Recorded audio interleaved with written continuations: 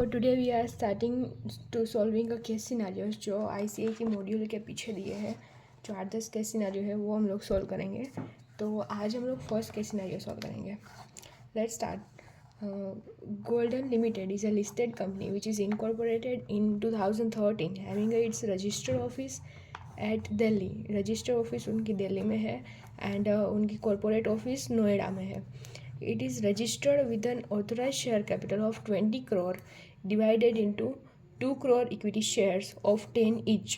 उनका authorise share capital 20 crore है and paid up share capital 10 crore है। Paid up share capital of company is 10 crore divided into 1 crore equity shares of 10 each. Company is in reconstruction activity like a construction of building and roads. मतलब company construction का काम करती है. On 8th January 2023, the company was incorporated a wholly owned subsidiary D Limited. मतलब golden limited ने अपनी wholly owned subsidiary incorporate की on 18th Jan 2023 in the name of D Limited, which is involved in supplying of construction material. मतलब जो construction में जो जो material लगता है वो सब्सिडरी वो सब सप्लाई करती है like steel, iron, cement, bricks, etc. And D Limited elects to choose the prepare its financial statements. मतलब वो अपने financial statements बनाती है for the period of 8th January to 31st March 2023. On 2nd January 2023, Golden Limited incorporated a new wholly owned subsidiary E Limited. मतलब उन्होंने 2 जनवरी को फिर से एक नई wholly owned subsidiary company introduce की कॉरपोरेट की जिसका नाम ई लिमिटेड है for providing project management consultancy services. वो कंसल्टेंसी सर्विसेज देती है to its customers and to parent company also. On 5th January 2023, Golden Limited through its subsidiary E Limited acquired 100% partnership interest in XYZ and company partnership firm. मतलब golden limited ने अपनी subsidiary ई limited के through 100% partnership interest ले लिया इन XYZ and company. E Limited choose to prepare a financial statement for the period from 2nd January to 31st March 2024 and conducts its AGM on 16th August 2024. On 1st July 2023, a subsidiary company D Limited, मतलब जो golden limited की subsidiary थी D limited, incorporate a new wholly owned subsidiary F limited. मतलब जो golden limited की subsidiary थी D limited उसने अपनी wholly owned सब्सिडरी इनकॉर्पोरेट की F limited.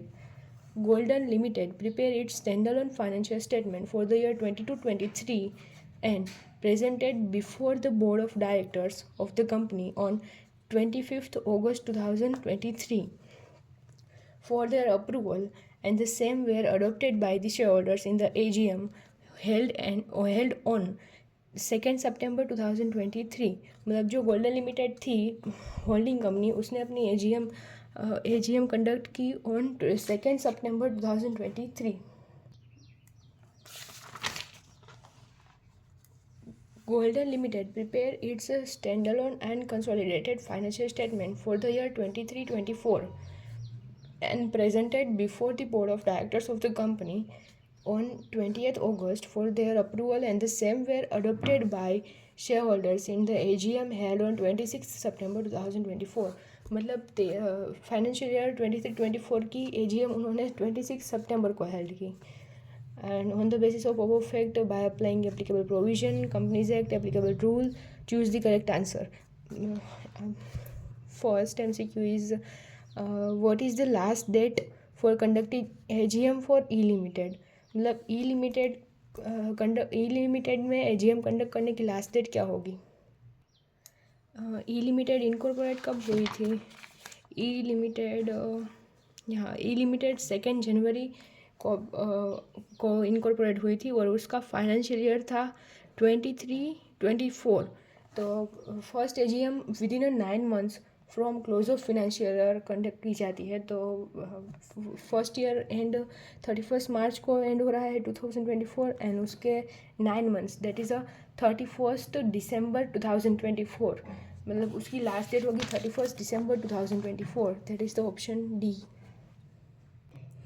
Because according to section 96 first AGM of the company is conducted within the 9 months from the close of financial year.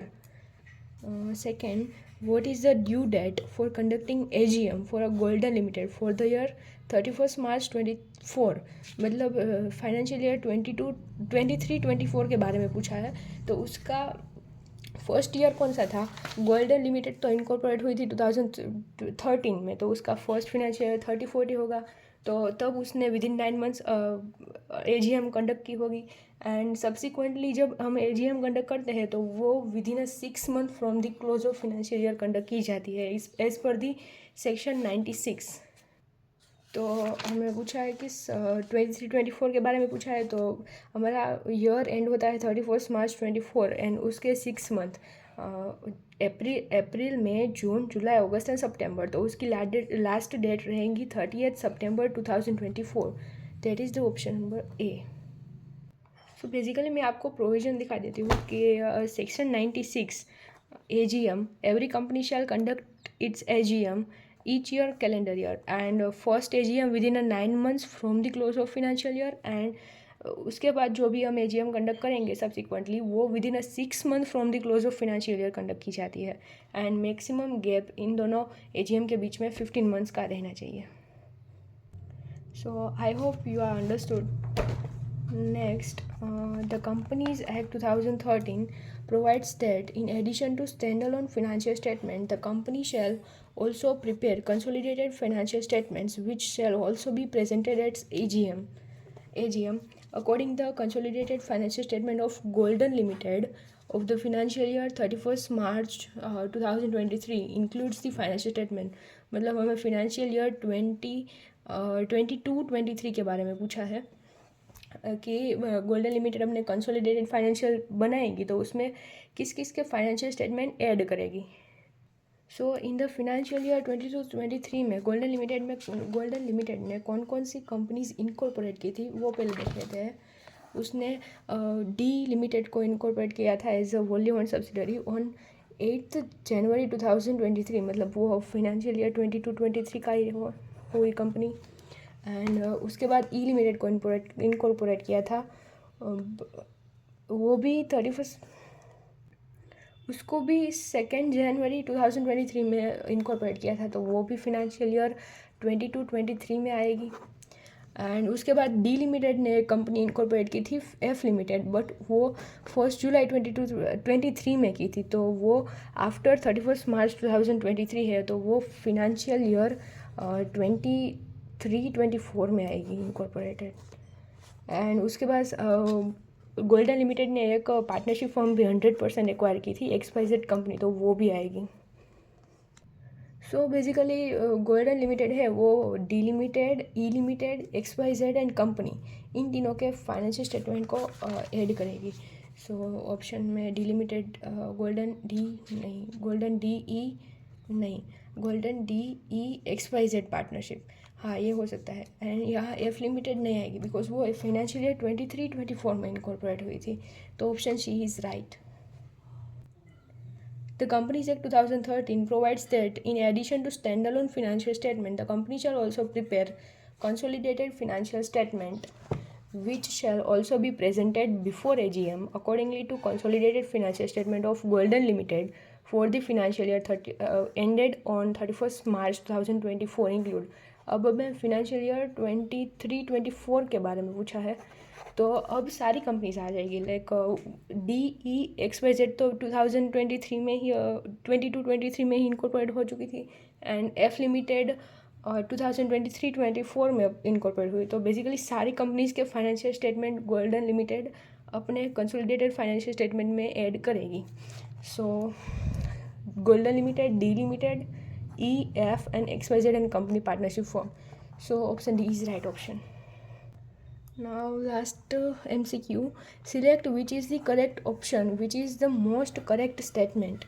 अब इनमें से हमें correct statement ढूंढना है. Golden Limited has given the notice for holding AGM in the Mumbai on Monday 26 September at 11 AM. पहले तो AGM register office जहाँ situated होती है वहाँ कंडक्ट की जाती है. तो रजिस्टर ऑफिस हमारी कहाँ थी? रजिस्टर ऑफिस थी दिल्ली में एंड यहाँ मुंबई है. तो ये ऑप्शन तो यहाँ गलत हो जाएगा. Next, golden limited had given the notice for holding AGM in Delhi, तो दिल्ली राइट, एंड 26 सितंबर, सो ये बिफोर 30 सितंबर है, तो ये भी सही है। एंड 8:11 AM, मतलब with in a business hours है, तो ये भी सही है, मतलब ये ऑप्शन शायद राइट हो सकता है। Golden limited has given the notice for holding AGM इन नोएडा, नोएडा नहीं आएगा बिकॉज वहाँ हमारी कॉरपोरेट ऑफिस थी, हमें AGM कंडक्ट करनी है at the register office which is situated in Delhi. Golden limited has notice for holding AGM in Delhi, Delhi is right. 26 सितंबर before 30 सितंबर, तो ये भी राइट है। And at 8:30 AM, this is wrong because AGM is conducted within the business hours, तो 8:30 गलत हो जाएगा because business hours are 9 AM to 6 PM, so this option is also incorrect, so right option is option B.